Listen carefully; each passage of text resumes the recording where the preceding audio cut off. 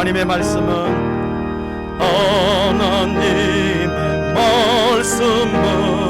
생명의 말씀이라. 광야 같은 세상에 길 잃고 방황할 때 절망 중에 빠진 인몸 하나님 도와서 생명샘이 솟아나와 새 힘이 넘칩니다. 하나님의 말씀은 은혜의 말씀이라. 누구든지 믿고서 참으로 회개하면 아멘. 하나님이 상해 주사 구원함 베푸시고 나이 없는 그 은혜로 늘 품어주십니다. 하나님의 말씀은 진리의 말씀이라. 믿음으로 지키어 자유를 얻게 되면 아멘. 어려운 일 힘든 일도 담대히 할 수 있어 온전하신 말씀으로 승리케 하십니다. 하나님의 말씀은 사랑의 말씀이라. 험한 세상 살 동안 돌보시고 변함없는 사랑으로 우리를 지키시오. 하늘나라 이루도록 인도해 주십니다. 오늘 우리에게 주시는 하나님의 말씀은 예레미야서의 말씀입니다. 23장 33절부터 40절까지의 말씀을 저와 여러분들이 교독하겠습니다. 구약성경 1088쪽에 있습니다. 함께 교독하겠습니다. 제가 먼저 읽겠습니다. 이 백성이나 선지자나 제사장이 내게 물어 이르기를 여호와의 엄중한 말씀이 무엇인가 묻거든 너는 그들에게 대답하기를 엄중한 말씀이 무엇이냐 묻느냐.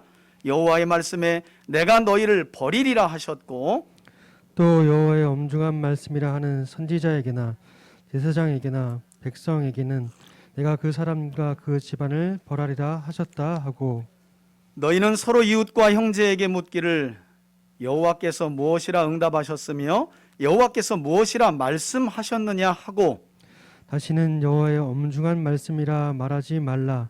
각 사람의 말이 자기에게 중벌이 되리니 이는 너희가 살아계신 하나님 만군의 여호와 우리 하나님의 말씀을 망령되이 사용함이니라 하고 너는 또 선지자에게 말하기를 여호와께서 내게 무엇이라 대답하셨으며 여호와께서 무엇이라 말씀하셨느냐. 너희는 여호와의 엄중한 말씀이라 말하도다. 그러므로 여호와께서 이와 같이 말씀하시되 내가 너희에게 사람을 보내어 너희는 여호와의 엄중한 말씀이라 하지 말라 하였으나 너희가 여호와의 엄중한 말씀이라는 이 말을 하였은즉 내가 너희를 온전히 잊어버리며 내가 너희와 너희 조상에게 준 이 성읍을 내 앞에서 내버려 40절입니다. 너희는 영원한 치욕과 잊지 못할 영구한 수치를 당하게 하리라 하셨느니라. 아멘. 오늘 말씀 제목을 다 같이 한번 읽어봅시다. 함께 읽습니다. 시작. 엄중한 말씀이라 부르는 자들에 대하여. 아멘. 오늘 예레미야서 23장 33절로 40절까지의 말씀의 제목은 엄중한 말씀이라 부르는 자들에 대하여라는 말씀입니다. 오늘도 하나님의 말씀을 경청하는 우리 3대 가족들의 마음이 착하고 선한 마음이길 바라고, 하나님의 말씀의 씨앗이 여러분들의 마음에 뿌려질 때 잘 듣고 지키어 인내함으로 100배의 결실을, 예수님께서 말씀하신 그대로 100배의 결실을 삶 속에 풍성히 거두는 우리 3대 가족들이 되시길 예수님의 이름으로 축원해 드립니다. 여러분, 오늘 우리가 함께 살펴볼 말씀은 구약의 선지서들 중에서 예레미야 하면 대선지서 안에 속하는 선지자이고 선지서입니다. 특별히 예레미야 선지자는 조금 특별한 별명을 가지고 있다는 사실, 우리가 예레미야를 그래서 뭐라고 부릅니까? 눈물의 선지자로 부르고 있습니다. 하지만 그처럼 예레미야 선지자의 별명이 눈물의 선지자였다는 사실에 대해서는 많은 분들이 알고 계신데 반해서 예레미야 선지자의 별명이 왜 눈물의 선지자인가, 그것에 대해서 알고 계신 분들이 많지는 않아요.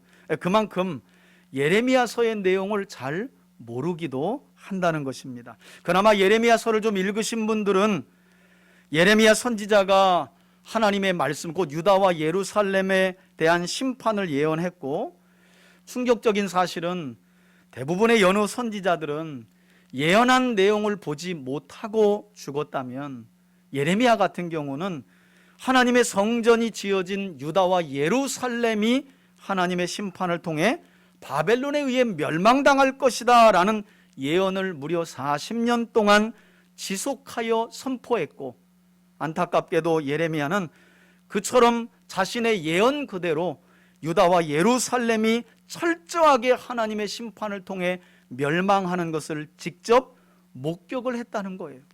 그래서 예레미야 애가 같은 경우를 보면 성전 안에서 제사장들과 거짓 선지자들이 죽어서 피가 절절절 흐르는 그런 아주 끔찍한 내용들을, 또 아이들은, 젖먹이 아이들이 이미 시퍼렇게 시체가 된 엄마의 젖을 빨고 있는, 그처럼 철저하게 유다와 예루살렘이 바벨론에 유린당하고 멸망당한 모습을 예레미야가 목격하였기 때문에 그의 별명이 눈물의 선지자일 수밖에 없었다라는 사실 정도를 좀 알고 계십니다. 여러분, 그러나 오늘 본문이 기록된 예레미야 23장의 말씀을 보시면요, 예레미야 선지자가 하나님을 대신하여 그토록 많은 눈물을 흘리며 그의 별명이 눈물의 선지자가 될 수밖에 없었던 궁극적인 이유를 뭐라고 오늘 본문에서는 말씀하고 있느냐? 그것은 바로 예레미야 선지자의 동족인 유다와 예루살렘 백성들이 하나님의 말씀을 엄중한 말씀, 다른 말로 하면 짐스럽고 부담스러운 말씀으로만 여기면서 전혀 받아들이지 않았고, 우리 지난주에도 예수님의 비유 안에 그런 말씀이 있었잖아요. 이사야서의 예언을 예수님께서 언급하시면서 750년이 지나도 어찌하여 너희들의 마음이 그렇게 완악하고 둔하여 하나님의 말씀을 받아들이지 못하느냐. 그래서 이 말씀은 너희에게는 허락되었지만 다른 이에게는 허락되지 않은 비유의 말씀이다. 예수님께서 이렇게 말씀하신 일이 있었습니다. 여러분, 그처럼 예레미야 선지자 당시에도요, 하나님의 말씀을 유다 백성들이 들을 때 짐스럽다, 부담스럽다, 우리 성경에는 엄중한 말씀이라고 번역이 되어 있죠. 이렇게 유다 백성들이 하나님의 말씀을 잘 받아들이질 않았다는 거예요. 오히려 그들은 자기들이 듣고 싶어하는 말만을 전해주는 거짓 선지자들의 예언에 귀를 기울이며 따라갔다고 성경은 말씀합니다. 여러분, 예레미야 선지자는 주전 7세기 후반, 우리 예레미야 서두를 보면 1장 2절에 유다의 마지막 선한 왕인 요시야 왕 13년부터 활동을 했다고 성경이 말해요. 그러니까 이때가 대략 주전 627년경인데, 그때로부터 예레미야 선지자는 바벨론에 의해 유다와 예루살렘이 철저하게 멸망당한 주전 586년까지 대략 40년 동안 유다와 예루살렘의 죄악을 책망하면서 바벨론에 의한 하나님의 심판을 예언하며 유다 백성들로 하여금 어떤 사역을 했느냐? 하나님의 심판이 이미 정해졌다. 그 심판을 너희들이 순순히 받아들여라. 그렇게 40년 동안 외친 선지자가 눈물 흘리며, 여러분 예레미야서를 읽어보셨습니까? 선지자가 맞기도 합니다. 쥐어 터져요. 어느 날은 방에 들어가서 하나님께 삐져서 안 나간대요. 어차피 말해도 안 듣고 40년 동안 외쳐도 도무지 받아들이질 않는 저 백성들에게 제가 내일도 나가야 한다고요? 오늘도 나가야 한다고요? 저는 안 나갈래요. 그러면 하나님께서 예레미야의 마음에 어떤 심정을 부어주시느냐? 그들이 곧 하나님의 말씀을 듣지 아니함으로 바벨론에 의해 철저하게 멸망당하는 전쟁의 상황을 머릿속에 그리게 하시면서 온갖 끔찍한 상상을 하게 하심으로 예레미야로 하여금 또다시 뛰쳐나가게 하셨어요. 네가 아니면 그래도 들을 자가 있으니 예레미야야 나가라. 그래서 예레미야는 털털 털고 또 방문을 열고 복음을 전하는, 하나님의 말씀을 40년 동안 이처럼 전했다는 거예요. 특히 예레미야 선지자가 당시 유다 백성들에게 선포했던 대표적인 말씀이, 여러분 오늘 본문은 아니지만 예레미야서 21장 8절로 10절에 기록이 되어 있는데요, 우리가 이 부분을 알아야 왜 그 당시에 백성들이 예레미야 선지자의 말에 콧방귀 뀌고 듣지도 않았는가, 그것을 알 수 있어요. 여러분 앞에 보시고 예레미야서 21장 8절로 10절까지의 말씀을 함께 한번 다 같이 읽어보겠습니다. 함께 읽습니다. 시작.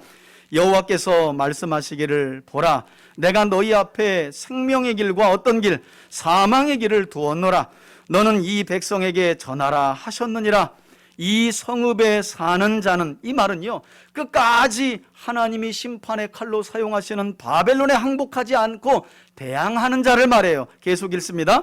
칼과 기근과 전염병에 죽으려니와, 그러나 너희를 애워싼 갈대아인에게 나가서 항복하는 자는 어떻게 살 것이고 그의 목숨은 전리품같이 되리라. 이 말은 목숨만은 살려주신다는 말씀이에요. 10절입니다. 여호와의 말씀이니라. 내가 나의 얼굴을 이 성읍으로 향함은, 여러분 얼마나 무서운 말씀인 줄 아세요? 예레미야 당시에 하나님께서 주의 백성들을 향해, 예루살렘을 향해 얼굴을 두셨는데 은혜를 주시기 위해서 얼굴을 두신 것이 아니라 뭐라고요? 복을 내리기 위함이 아니요, 이제는 뭐라고요? 화를 내리기 위함이라. 이 성읍이 바벨론 왕의 손에 넘김이 될 것이요, 그는 그것을 어떻게 불사르리라. 자, 이처럼 눈물의 선지자 예레미야는 유다와 예루살렘 백성들이 그들의 오랜 죄악으로 인해 이제는 하나님께서 그들을 가만두지 않으시고 하나님께서 손에 두신 바벨론이라는 제국을 심판의 도구로 사용하셔서 그들을 멸망케 하실 것이니, 그들에게 바벨론에 대항하지 말고 항복하는 길이 죽는 길이 아니라 어떤 길이라고요?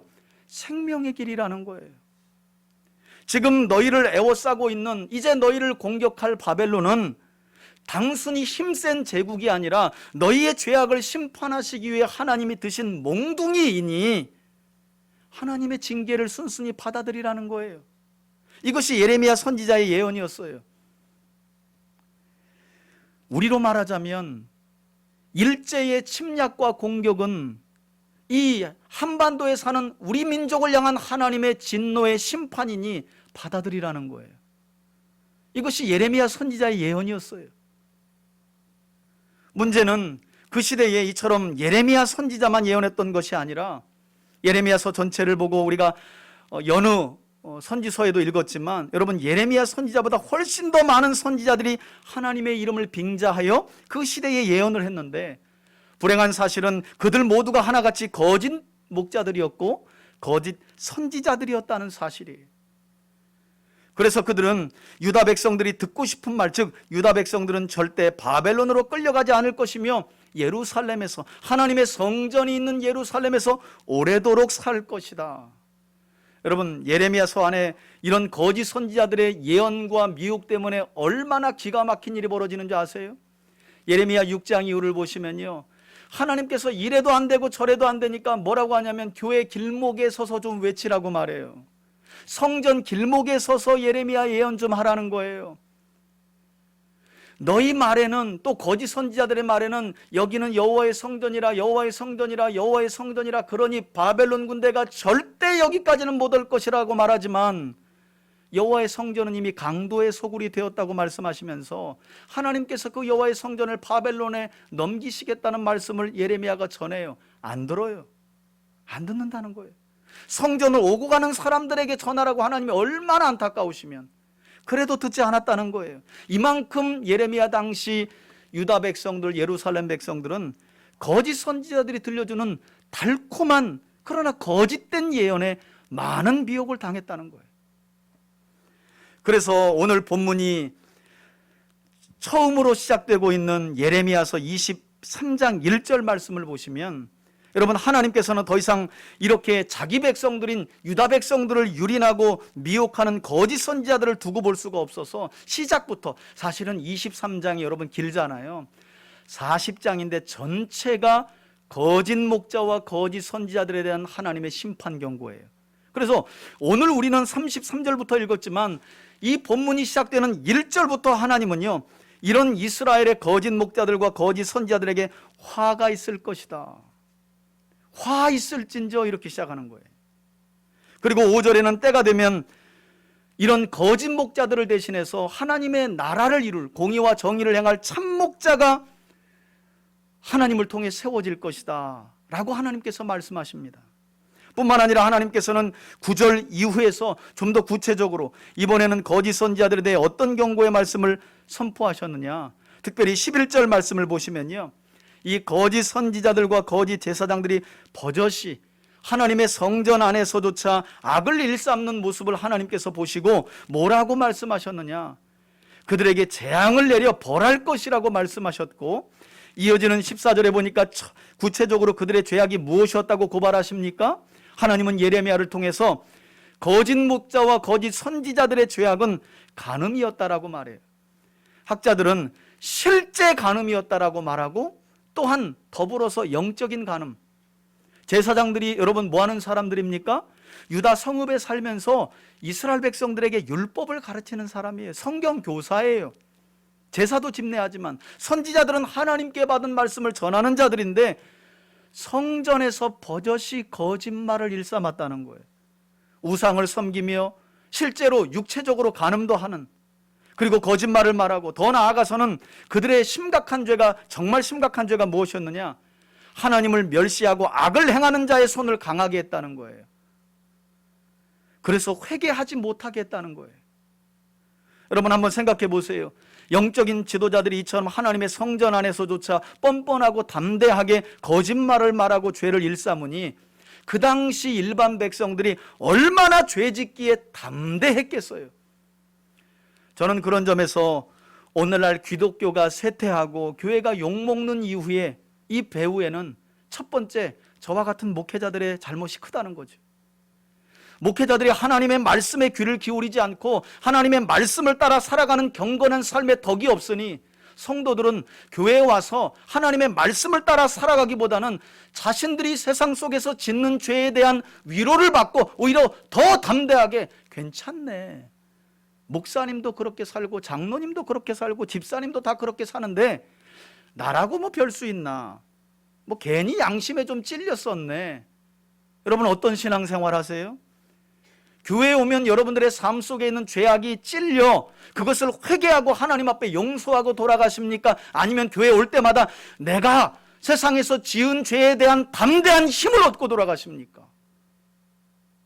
예레미야 당시는 안타깝게 사람들이 성전에 올 때마다 영적 지도자인 제사장들이나 목자들, 선지자들을 만날 때마다 오히려 그들이 짓는 죄들에 대하여 담대한 힘을 얻고 돌아갔다는 거예요. 여러분 가정에서 부모가 도덕적이지 못하고 윤리적이지 못하잖아요. 아이들은 반드시 그렇게 삽니다. 왜? 힘을 얻어요. 부모에게서 위로를 받아요. 그러니 자식 뭐라 할 것 없지요. 부모가 먼저 행실을 고쳐야 되겠지요. 교회 안에서는 목사와 먼저 부름받은 사람들의 행실이 고쳐져야 되겠지요. 그러지 않고서 어떻게 변화가 있겠어요? 말씀드린 것처럼 안타깝게도 예레미야 당시는 그렇지 못했다는 거예요. 성전을 가나 하나님의 말씀을 들으나 백성들은 자신들이 짓는 죄에 대해서 오히려 힘을 얻고, 하나님이 이렇게 말씀하세요. 영적인 지도자들의 가장 큰 죄악은 백성들이 죄를 깨달아 하나님께로 돌아오지 못하게 하는 죄라고 말해요. 여러분 신약 성경은 저만 제사장이 아니라 그리스도인 모두가 거룩한 하나님의 제사장이라고 말해요. 만일 누군가가 여러분들의 삶을 보면서 여러분들이 기독교인이고 그리스도인이라는 사실을 알면서도 불구하고 저렇게 교회 다니는 사람도 죄를 짓는데 나라고 뭐 하며 죄에 대한 담대함을 얻는다면 우린 이 기록된 말씀의 저주를 피하지 못할 거라는 거예요. 실은 그래서 예레미야 선지자가 유다에 보내지기 대략 100년 전에 하나님께서는 이사야 선지자를 통해 이사야서 1장에 보니까 이런 유다와 예루살렘의 죄악이 하루 이틀 일이 아니에요. 이미 100년 전에 예레미야 선지자가 보내지기 100년 전에 이사야 선지자가 유다 땅에 와서 예루살렘 백성들에게 뭐라고 말했느냐? 너희들의 죄악을 보니까 너희는 그 옛날 아브라함 당시 불과 유황으로 하나님의 심판을 통해 단번에 멸망당하고 역사에서 사라진 소돔과 고모라 백성들이다. 이사야가 사실은 예레미야가 이 말씀을 선포하기 100년 전에 와서 너희 모습을 보니까 꼭 소돔 백성 같고 고모라 백성 같다, 이런 말을 했거든요. 이사야가 100년 전에. 100년이 지나도 변함이 없는 거예요. 여러분, 소돔 같다 고모라 같다라는 표현이 우리에게는 그렇게 깊이 와닿지 않을 수 있어요. 그러나 성경 66권을 펴보면 인류사에서 하나님이 한 나라와 도시를 불과 유황으로 때려서 그냥 단번에 심판하신 일은 유일하게 소돔과 고모라예요. 그런 소돔과 고모라가 주의 백성인 유다와 예루살렘 너희와 별반 다를 바 없다는 말은 너무나 큰 충격이에요. 저는 성경을 번역한다면 너희야말로 소돔과 고모라다, 이 말은 우리에게 말하면 홀의 자식이다, 이런 말이에요. 홀의 자식이다. 하나님 이렇게까지 표현하셨어요. 100년 전에. 문제는 지금 100년이 지나도록 그들은 하나도 변함이 없었다는 거예요. 이사야 때도 그렇고 100년이 지나 예레미야가 유다와 예루살렘에 보내줘도 똑같아요. 그래서 여러분, 예레미야 23장 14절을 보시겠어요? 하나님께서 보다 못해 예레미야를 통해서도 유다와 예루살렘 백성들을 향해 뭐라고 말씀하세요? 그들은 소돔 백성과 다름없고 또 고모라 백성들과 다름이 없다는 말씀을 반복하신 거예요. 100년이 지났는데. 여러분, 이것은 100년이라는 시간 문제가 아니에요. 100년이 아니라 1000년이 지나도, 지난 주일에도 우리가 4개의 땅에 뿌려진 씨앗에 관한 말씀을 들었지만 하나님의 말씀을 착하고 선한 마음으로 귀담아 듣지 않고 또 듣고 난 이후에도 인내로서 지켜 순종하지 않는 사람들은 죄송한데요, 1000만년이 지나도 여전히 그들의 삶은 변화되지 않아요. 여전히 소돔 백성이고 여전히 고모라 백성의 삶을 벗어날 수 없다는 거예요. 하나님의 말씀을 바르게 듣지 못하는 사람들에게 나타나는 불행한 결말이에요. 자, 그래서 우리들에게 필요한 것이 바로 분별하는 은혜인 거죠. 하나님의 말씀을 바르게 들을 수 있는 분별의 은혜. 그러므로 예레미야 선지자는 예레미야서 23장 16절 이후에서 뭐라고 말씀하고 있느냐? 거짓 선지자들의 예언은 듣는 사람들의 귀에는 즐거울 줄 모르나 그들의 예언은 온전히 그들의 마음에서 나온 헛된 것이라고 말씀하면서 분별하여 듣지 말라고 말해요. 그런 거짓 선지자들이 주는 거짓된 위로에 평안을 얻으려고 노력하지 말래요. 여러분, 당시에는 좋죠. 당시에 듣기 좋은 말을 들을 때 얼마나, 듣고 싶은 말을 때 얼마나 힘이 되겠어요. 그러나 그것은 결국 그를 살리는 말이 아니라 죽이는 말이에요. 예레미야 선지자가 40년 동안 하나님의 심판이 정해졌다, 너희들이 살 길은 바벨론이 쳐들어올 때 예루살렘 성문을 열고 포로로 끌려가는 길이다, 70년 후면 돌아온다, 25장과 29장에 연이어서 말해요. 그때마다 백성들은 엄중한 말씀이라, 엄중한 말씀이라, 우린 그런 부담스러운 말씀 들으려고 교회 나온 거 아니야, 우린 그런 짐스러운 말씀 들으려고 교회 나온 거 아니야, 꺼져, 이래가면서 예레미야를 패고 핍박했다는 거예요. 오히려 그래서 더 많은 거짓 선지자들이 안 옵니다. 여러분, 안 오나요? 주전 606년에 오잖아요. 그러면 거짓 선지자들이 사라져야 되잖아요. 안 사라져요. 한 번은 왔지만 두 번은 안 옵니다. 이렇게 백성들을 또 미혹해요. 그러니 평안을 원하는 백성들은, 듣고 싶은 말을 해주는 백성들은 거짓 선지자를 따라갑니다. 두 번만 오나요? 마지막 세 번째 와요. 세 번째 올 때까지는 안 온 거니까 거짓 선지자들이 또 외칩니다. 거기에 다 넘어가는 거예요. 예레미야 홀로 눈물을 흘리며 하나님의 말씀을 40년 동안 전해도 전할 때마다 부담스러워요, 선지자님 짐스러워요, 엄중한 말씀 말고 다른 거 없어요, 이렇게 외쳤다는 거예요. 이렇게 와서 물어봤다는 거예요. 또한 하나님께서는 어떤 말씀까지 여러분 예레미야 선지자를 통해 오늘 23장에 보면 말씀하고 계시느냐? 여러분 18절 이후의 말씀을 보시면 이와 같이 자기 마음에 있는 것을 예언하는 거짓 선지자들은 하나님께서 얼마나 답답하시면 그들은 거짓말장이다. 하나님의 어전회의에 한 번도 참석하지 않은, 여러분 재미있는 장면의 이야기가 나오죠. 무슨 말인가 하면 이건 신인 동형적인 표현인데요, 하나님께서 이 땅에 어떤 역사를 주관할 때 어떤 회의를 여신다는 거예요. 그 회의에 하나님은 하나님이 택하신 선지자들을 앉혀놓고 하나님이 이렇게 역사를 이루어갈 것이니 너는 내 백성에게 전하라, 이렇게 하신다는 거예요. 그 자리에 예레미야가 있었죠. 그러나 나머지 선지자들은 그 하나님의 어전회의에 참석하지도 않고 마치 참석한 것처럼, 자신이 하나님을 더 잘 아는 것처럼, 하나님이 나에게만 말씀해 주신 것처럼 백성들을 속여가면서 결국에는 자기 마음에 있는 헛된 것들로 백성들을 미혹하며, 에스겔서에 보니까 왜 그들이 자기 마음에 있는 헛된 것들을 이야기하면서도 여호와께서 말씀하시되 이렇게 하나님의 이름을 빙자했다고 말하느냐? 두어 웅큼의 보리와 떡 때문에, 먹고 살 것 때문에. 왜? 사람들은 듣고 싶은 말을 해줄 때 좋아하니까, 들어야 할 말을 해줄 때 싫어하니까. 지금 생명의 길이 무엇인지 예레미야가 40년 동안 외쳐도 백성들은 거기에 귀담아 듣지 않아요. 듣고 싶은 말만을 쫓아가는 거예요. 그 모습을 예레미야가 40년 동안 지켜봤어요. 그러니 울 수밖에 없지요. 가슴을 칠 수밖에 없지요. 너무 답답할 수밖에 없지요. 오히려 하나님은 만일 그들이 내 어전회의에 참석했다면 감히 내 이름을 빙자하여 지들 마음에 있는 말들을 짓거리면서 하나님이 이렇게 말씀하셨습니다 라고 말하진 못하겠지. 이 말씀을 18절에서 하고 계세요. 문제는 듣는 청중들이 하나님의 말씀을 전하는지, 꿈 얘기를 하는지, 세상 얘기를 하는지, 정치 이야기를 하는지, 신학자 얘기를 하는지, 철학자 얘기를 하는지, 유머를 하는지 잘 몰라요. 재미있으면 껄껄껄 웃고 오늘 은혜 받았네. 여러분 기독교 TV가 다 그렇게 전락해버렸잖아요. 기독교 방송되는 거 어렵지 않아요. 한 방송에 50만 원에서 100만 원 나면요, 알아서 편집 다 해주고 교회 광고 싹 실어가지고 해줘요. 한번 내용을 들어보시라는 거예요. 과연 하나님의 말씀이 얼마나 바르게 선포되고 있나. 다 사람들이 이런저런 듣고 싶어하는 말들을 섞어서 해주죠. 거의 방송 설교가 그래요. 그래서 저는 그거 볼 때마다 안타깝고 잘 듣지도 않아요. 유튜브도 마찬가지죠. 저는 그래서 듣고 또 듣고, 정말 성경 바르게 가르치는 몇 분들은 제가 구독해놨어요. 저도 설교를 듣거든요. 저도 말씀을 들어야 사니까.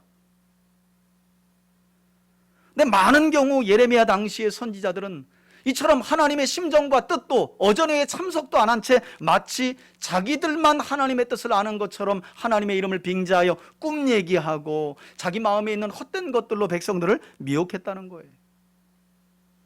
그러면서 하나님께서는 예레미야 선지자를 통해 당시 자신들이 듣기에 좋은 말, 그러나 그것이 사람의 마음에서 나왔으며 꿈에서 나온 말을 귀담아 따라갔던 유다와 예루살렘 백성들에게 계속해서 뭐라고 말씀하시느냐. 여러분 예레미야 23장 28절로 32절까지는 우리가 꼭 한번 읽어봐야 돼요.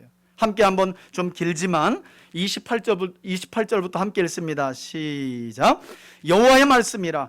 꿈을 꾼 자는 꿈을 말할 것이요 내 말을 받은 자는 성실함으로 내 말을 말할 것이라. 겨와 어찌 알곡과 같겠느냐. 여호와의 말씀이니라. 내 말이 불같지 아니하냐. 바위를 쳐서 부서뜨리는 방망이 같지 아니하냐. 여호와의 말씀이라. 그러므로 보라, 서로 내 말을 도둑질하는 선지자들을 내가 어떻게 해요? 치리라. 여호와의 말씀이라. 보라, 그들이 혀를 놀려 여호와가 말씀하셨다 하는 이 거짓 선지자들을 내가 어떻게 해? 치리라. 마지막 절입니다. 여호와의 말씀이니라. 보라, 거짓 꿈을 예언하여 이르며 거짓과 헛된 자만으로 내 백성을 미혹하게 하는 자를 내가 치리라. 내가 그들을 보내지 아니하였으며 명령하지 아니하였나니 그들은 이 백성에게 아무 유익이 없느니라. 여호와의 말씀이니라. 여러분, 이처럼 하나님께서는 바벨론에 의한 심판을 코앞에 두고 있었던 유다와 예루살렘 백성들에게 그들이 듣기에 좋은 말이나 꿈 또는 표적과 기적에 귀를 기울이거나 따르지 말고 유다와 예루살렘 백성들에게 오로지 하나님의 말씀을 성실하게 전하는, 그러나 그 말씀이 불같으며 바위라도 쳐서 부서뜨릴 수 있는 방망이 같은 능력의 말씀에 귀를 기울이고 그 말씀을 쫓아가라고 선포하시면서 다시 한번 하나님의 이름을 빙자하여 거짓을 일삼는 자들을 향해 여러분 몇 번이나요? 3번 가까이 내가 그들을 치리라, 내가 그들을 심판할 거야, 때가 되면 반드시 멸망시킬 거야, 이렇게 예언을 하셨다는 거예요. 안타까운 사실은 우리가 서두에 이미 본문의 말씀으로도 읽었지만 여러분, 여전히 유다와 예루살렘 백성들뿐만 아니라 오늘 우리가 읽었던 33절 이후의 본문을 보면요, 백성들만이 아니에요. 선지자와 제사장들까지도 예레미야 선지자를 찾아와서 하나님의 말씀에 대하여 뭐라고 하느냐, 여기서부터는 우리가 본문을 좀 읽어볼게요. 여러분 33절 보시겠어요? 하나님이 이렇게 말씀하십니다. 예레미야에게, 예레미야야, 이 백성이나 선지자나 제사장이나, 그러니까 싹 다 말하는 거예요. 싹 다. 너에게 와서 물어 이르기를 여호와의 엄중한 말씀이 있었습니까? 선지자님, 너는 그러면 그렇게 대답해라. 엄중한 말씀이 무엇이냐 묻느냐? 왜 하나님의 말씀을 엄중하다라고 말하느냐? 여호와의 말씀에 내가 너희를 버리리라 하셨고. 우리말 성경이 좀 어렵게 번역을 해놨어요. 여러분, 우리말 성경의 뜻은 이런 거예요. 예레미야에게 하나님 뭐라고 하시냐면, 백성이나 선지자나 제사장이 너를 찾아와서 선지자여, 여호와께서 엄중한 말씀을 주신 일이 있습니까? 이 말은 어려운 말로 신탁이 있었느냐는 거예요. 하나님이 당신에게 말씀한 게 있었느냐, 그러나 그냥 말씀이 아니라 엄중한 말씀이 있었느냐라고 물었다는 거예요. 여러분, 여기에서 엄중한 말씀이라는 이 단어는 히브리어에서요 마사라는 단어예요. 그런데 이 마사라고 하는 단어, 우리 성경에서 엄중한 말씀이라고 번역한 이 마사라는 히브리어는 사실 2가지 뜻이 담겨져 있어요. 하나는 말씀이라고 번역하기도 하고요, 하나는 부담스러운 또는 무거운 짐, 이게 마사의 뜻이에요. 그래서 같은 성경이지만 한글 성경 중에 새번역 성경에는 이렇게 번역이 되어 있어요. 만일 백성이나 선지자나 제사장이 예레미야 너를 찾아와서 부담이 되는 주님의 말씀이 있었습니까? 라고 묻거든. 공동번역에서는 짐스러운 여호와의 말씀이 있었느냐라고 너에게 찾아와서 묻거든. 여러분, 백성들이나 제사장이나 선지자가 예레미야를 찾아와서 하나님의 짐스러운 말씀이 좀 있었냐? 부담스러운 말씀이 있었냐? 라는 이런 말씀은 여러분 들으려고 왔다는 거예요? 애초부터 듣기 싫다는 거예요? 들을 마음의 자세가 없다는 거예요. 다시 말해서 유다와 예루살렘 백성들은 늘 자기들이 듣고 싶어하는 말을 예언해주는 거짓 선지자들의 예언과 꿈 이야기를 좋아하며 그런 거짓말들에 익숙했기 때문에 반대로 예레미야 선지자 예언은 언제나 부담이 되고 짐스러울 수밖에 없는, 그러니까 참 예레미야는 눈물을 흘릴 수밖에 없다니까요. 그래도 요나 선지자 같은 경우에는 여로보암 2세 때 북이스라엘이 악을 행하는 중에도 하나님이 미운 놈 떡 하나 주겠다는 심정으로 땅과 영토를 넓혀주겠다는 예언까지 하게 하세요. 그러니까 백성들이 할렐루야 하고 반기죠. 이렇게 좋을 때가 있나. 적당히 살고 있는데 하나님이 영토의 회복까지 주신다는 선지자를 통해서 할렐루야. 북이스라엘에서 요나는 대우받았던 선지자예요. 그러나 예레미야 때는 달라요. 예레미야 때에 백성들이 살 길은 하나님의 심판을 수긍하고 받아들이고 포로로 끌려가는 거예요. 그러면 산다라고 말해요. 그러나 그 말씀이 백성들 듣기에는 좋은 말씀이 아니었던 거죠. 그러므로 하나님께서는 일종의 언어 유희를 사용하신 건데요, 우리 33절 말미에 보면 그들이 찾아와서 너에게 부담스러운 말씀이 있었느냐, 엄중한 말씀이 있었느냐, 짐스러운 말씀이 있었느냐라고 묻거든 너 이렇게 일러, 내가 너희를 버리리라. 여러분, 이 말은 사실요, 좀 더 쉽게 말하면 이런 거예요. 이 안에는 언어 유희가 담겨져 있어요. 예레미야야, 유다 백성들과 선지자와 제사장들이 너를 찾아와서 주님의 말씀이 있었습니까? 라고가 아니라 주님의 부담스러운 말씀이 있었습니까? 주님의 짐스러운 말씀이 있었습니까? 라고 너를 찾아와 묻는다면 그들은 애초부터 주님의 말씀을 들을 마음이 없는 것이니 이렇게 묻는 너희가 나의 짐이다. 이렇게 묻는 너희가 나의 부담이다. 이렇게 전화를 하는 거예요. 내가 너희를 버리리라, 이 말은 의역된 말이에요.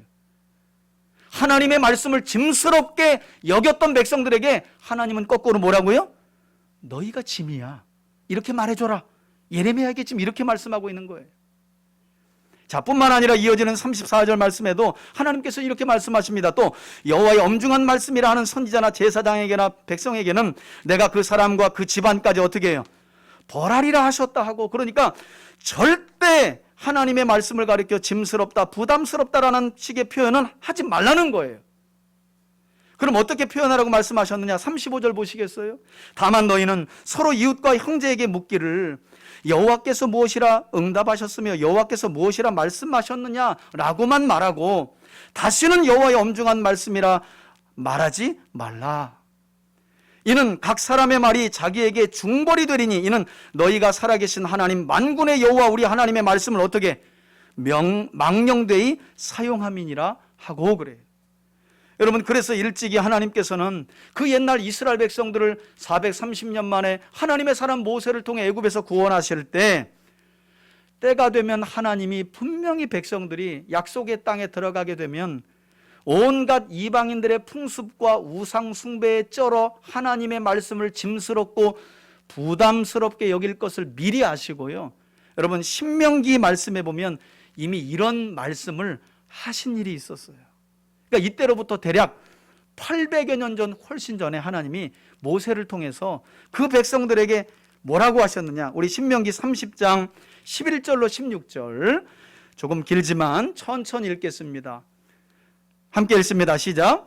내가 오늘 내게 명령한 이 명령은 내게 어려운 것도 아니요 먼 것도 아니라 하늘에 있는 것이 아니니 내가 이르기를 누가 우리를 위하여 하늘에 올라가 그의 명령을 우리에게로 가지고 와서 우리에게 들려 행하게 하랴 할 것이 아니요 이것이 바다 밖에 있는 것이 아니니 내가 이르기를 누가 우리를 위하여 바다를 건너가서 그의 명령을 우리에게로 가져와서 우리에게 들려 행하게 하랴 할 것도 아니라. 여러분, 무슨 말이에요? 때가 되면 이스라엘 백성들이 하나님의 말씀을 부담스럽고 짐스러워해서 아유, 주의 말씀은 저 하늘의 별과 같아. 저걸 어떻게 따서 깨달아? 못 깨달아.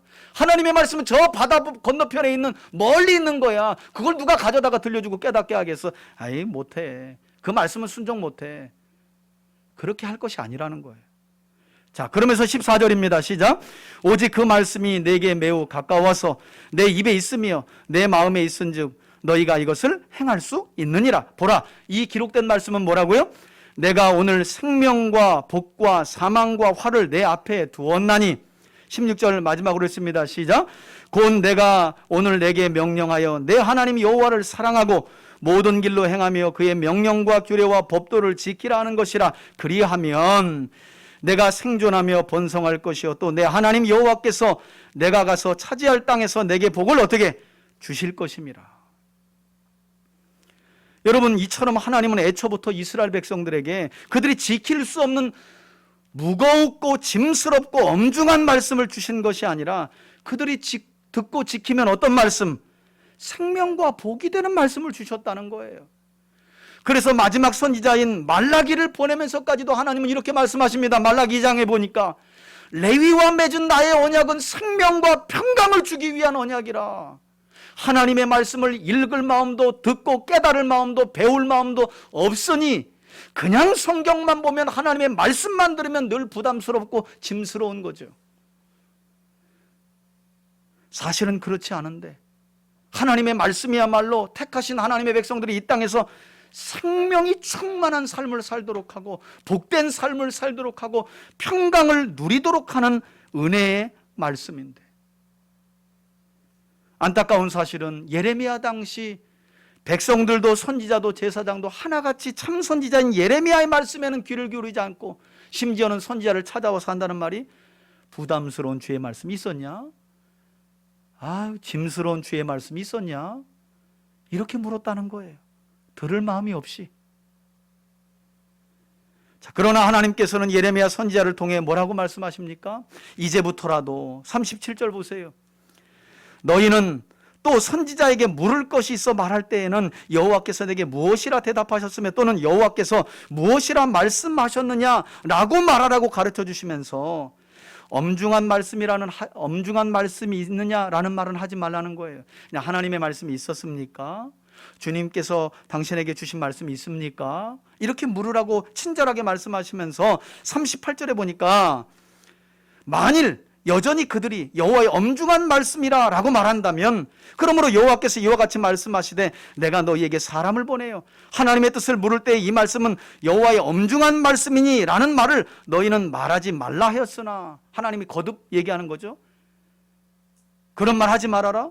그런데 그럼에도 불구하고 너희가 여호와의 엄중한 말씀이라고 말한다면 39절 40절에 뭐라고 말씀하세요? 내가 너희를 부담스러운 짐처럼 온전히 어떻게 잊어버리고 내가 너희와 너희 조상에게 조상에게 준 이 성읍을 내 앞에서 어떻게 해요? 무거운 짐처럼 내어버리시겠다는 거예요. 그러므로 너희는 영원한 치욕과 잊지 못할 영구한 수치를 당하게 될 것이라는 이 말을 하나님은 예레미야 선지자를 통해 백성과 선지자와 제사장에게 전하라고 말씀하신 거예요. 여러분, 오늘 말씀은 동일하게 하나님의 말씀을 듣는 지금 예배하는 우리에게 뭐라고 질문하고 있느냐? 지금 들려지는 주님의 말씀이 여러분들에게는 어떻게 들려지고 있습니까? 라고 묻고 있는 거예요. 여러분, 설교를 들으시고 매일마다 성경을 묵상하시고 또 유튜브를 통해 하나님의 말씀을 들을 때 뭘 쫓아가시려고 들으세요? 또 말씀을 들을 때 어떠세요? 뭔가 부담이 되고 짐스럽기만 하면 또 다른 채널, 늘 유머해주고 듣기에 좋은 말 해주는 그런 채널로 계속 가고 있지는 않으세요? 망하는 길이죠. 듣기에 좋은 말을 따라가다가 이미 수없이 많은 이스라엘의 실패를 성경이 기록하고 있는데, 그래서 질문하고 있는 거예요. 주의 말씀을 우린 어떻게 받아들이고 있는가? 또한 우리들 역시 들어야 할 참된 하나님의 말씀이 아니라 우리의 소원을 만족해 하는, 그래서 우리의 귀를 즐겁게 해주는 듣고 싶은 말에 귀를 기울이며 살아간다면 오늘 본문은 여지없이 우리도 주의 말씀이 늘 부담스럽고 짐스러울 수밖에 없다는 교훈을 주고 있는 거예요. 오늘 본문의 말씀이. 여러분, 제가 20년 가까이 목회하면서 하나님의 말씀을 수도 없이 전하지 않았겠어요? 또 하나님의 말씀을 때로는 저도 듣지 않았겠어요? 그런데 저도 하나님의 말씀을 들을 때 참 짐스럽다, 부담된다, 이럴 때가 있을까요, 없을까요? 그럼 저도 사람인데 있지요. 그런데 가만히 내가 누군가의 설교를 듣고 메시지를 들을 때 참 짐스럽다, 부담스럽다 할 때가 언제였는지를 곰곰이 돌아보니까 그때는 언제나 제게 있어서 제 삶의 가장 영적으로 취약한 부분을 말씀이 건드릴 때, 가장 변화가 더딘 내 삶의 모습을 말씀이 찌를 때, 저는 개인적으로 설교와 메시지가 가장 짐스럽고 부담되더라고요. 그래서 어떤 분들은 예배 이야기만 나오면 또 예배 빠지지 말라고 하나 봐. 짐스럽고 부담스러워. 기도 이야기만 나오면 엄중한 말씀 목사님 오늘도 또 하시네. 사랑하고 용서해야 됩니다.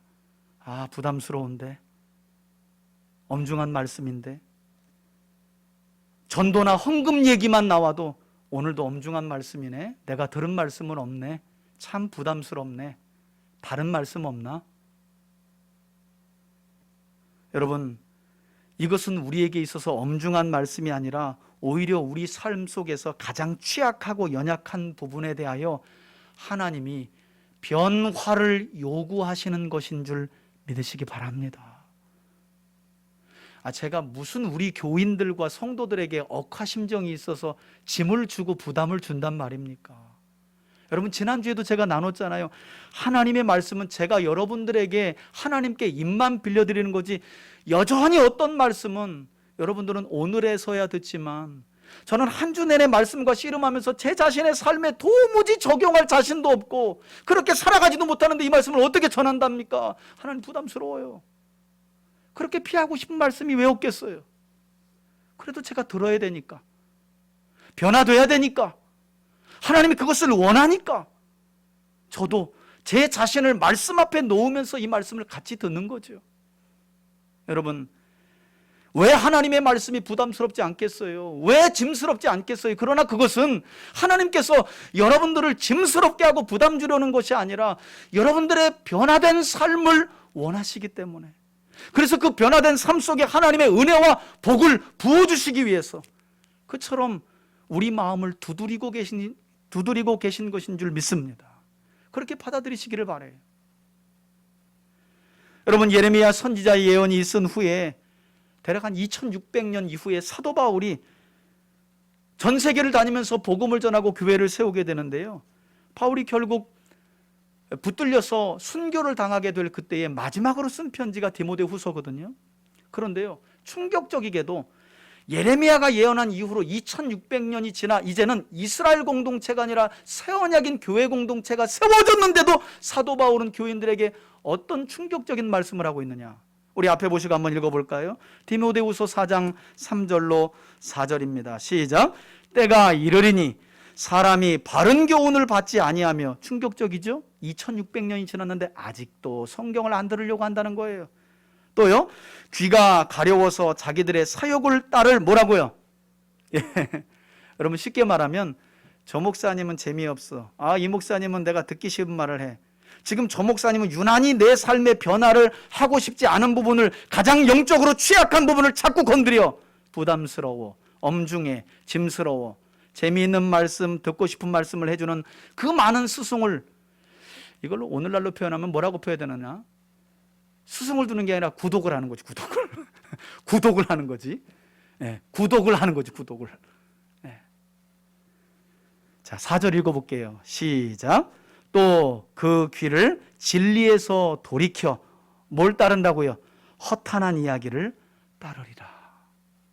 들어야 할 말을 듣지 않고, 여러분, 지금으로부터 2000년 전 예레미야 선지자가 예언한 이후로 2600년이 지나도 교회 안에서 성도들은 많이 변화되지 않았다는 거예요.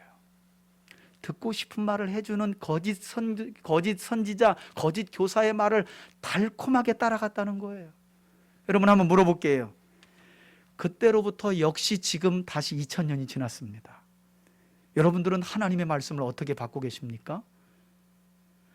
여전히 엄중한 말씀, 부담스러운 말씀, 짐스러운 말씀, 그래서 이것도 빼고 저것도 빼고 요것만 취해가며 신앙생활하고 계시진 않습니까? 여러분, 그 삶의 모습을 버리시고 주의 말씀을 처음부터 끝까지 바르게 듣고 배우며 마음에 받아들일 수 있기를, 그래서 하나님이 누구신지를 바르게 알아감으로 우리 3대 가족 모두가 생명과 복이 되는, 또한 세상을 살아가면서 주의 백성으로 택함받은 우리로 하여금 거룩하게 살아가도록 하는 이 말씀을 마음에 잘 시간 새길 수 있기를 바라고요. 앞으로도 듣고 싶은 말에 귀를 기울이며 살아가기보다는 기록된 성경 66권의 하나님의 복된 말씀에만 귀를 기울이고 분별할 줄 아는 은혜와 믿음이 여러분들에게 있기를 바라고, 그 말씀만을 쫓아가면서 삶 속에서 풍성한 하나님의 은혜와 복을 누리면서 여러분도 사망의 길이 아니라 생명의 길을 따라가고, 여러분을 보는 누군가도 그 길을 바라보며 함께 걸어갈 수 있기를 예수님의 이름으로 축원해 드립니다. 아멘. 이제는 우리 주 예수 그리스도의 은혜와 하나님 아버지의 사랑과 성령의 교통하심이 오늘 예레미야의 말씀을 통해, 또 사도 바울이 교회들을 향해 경고한 말씀을 마음에 새기며, 이제는 더 이상 하나님의 말씀을 부담스럽고 짐스러우며 엄중한 말씀으로 받지 아니하고 생명의 말씀으로 내 삶을 돌이키게 하시고 회개하게 하시는 은혜의 말씀으로, 그리고 복된 말씀으로, 평강의 말씀으로 받으며 살아가기로 결단하는, 또한 그와 같은 은혜를 간구하며 나아가는 우리 교우들 머리머리 위에, 저들의 가정과 기업 위에, 그리고 우리 사랑스러운 자녀들 위에 이제로부터 영원토록 함께 계실지어다. 아멘. 하나님의 말씀을 생명과 복과 평강의 말씀으로 받고 돌아가는 우리 교우들을 기억하여 주옵소서.